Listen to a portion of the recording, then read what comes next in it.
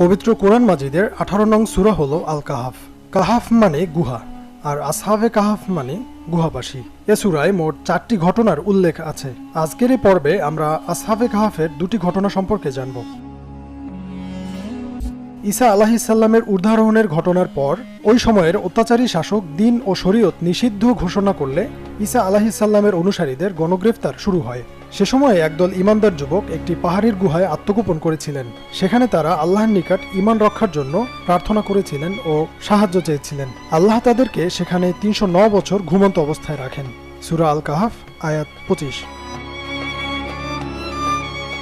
ঘুম ভাঙার পর তারা বুঝতেই পারেনি ঘুমের মধ্যে আল্লাহ অনেকগুলো বছর অতিবাহিত করে ফেলেছেন। এই অবস্থায় তাদের একজনকে একটি মুদ্রা দিয়ে খাবার কিনে আনার জন্য পাঠানো হলে সে শহরে প্রবেশ করলো। আশ্চর্যজনক ব্যাপার হলো, সে শহরে ঢুকে দেখলো যে পুরো শহর সম্পূর্ণরূপে বদলে গেছে। দোকানিকে তার হাতে থাকা ওই মুদ্রা দিলে সে হতবিহ্বল হয়ে পড়েন, কারণ ওই মুদ্রা ছিল অনেক প্রাচীন।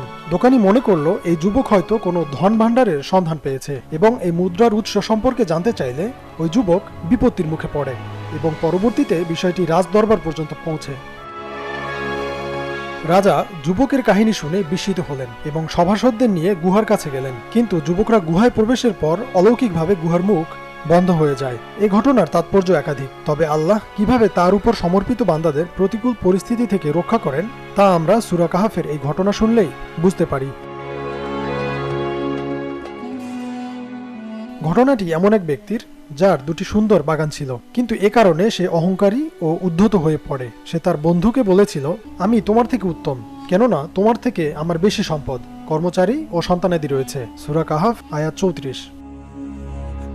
আল্লাহ 2 বন্ধুর একজনকে নিয়ামত দান করেছিলেন, তবে এই বিরাট নিয়ামত পেয়ে লোকটি অহংকারী হয়ে পড়ে ও নিজেকে অন্যদের তুলনায় শ্রেষ্ঠ ভাবতে শুরু করে। প্রথমে সে দাবি করলো তার এই সম্পদ অবিনশ্বর, এরপর সরাসরি সে আখিরাতকেই অস্বীকার করে বসলো।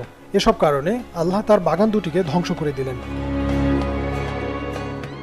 ঘটনাটি দিয়ে আল্লাহ সুবহানাহু ওয়া তাআলা শিক্ষা দিয়েছেন সেসব লোককে যারা দুনিয়ার মোহে পড়ে আল্লাহর নিয়ামতকে ভুলে গেছেন। আল্লাহ তাদেরকে স্মরণ করিয়ে দিয়েছেন যে আল্লাহ ইচ্ছা করলেই তাদের কাছ থেকে সবকিছু কেড়ে নিতে পারেন।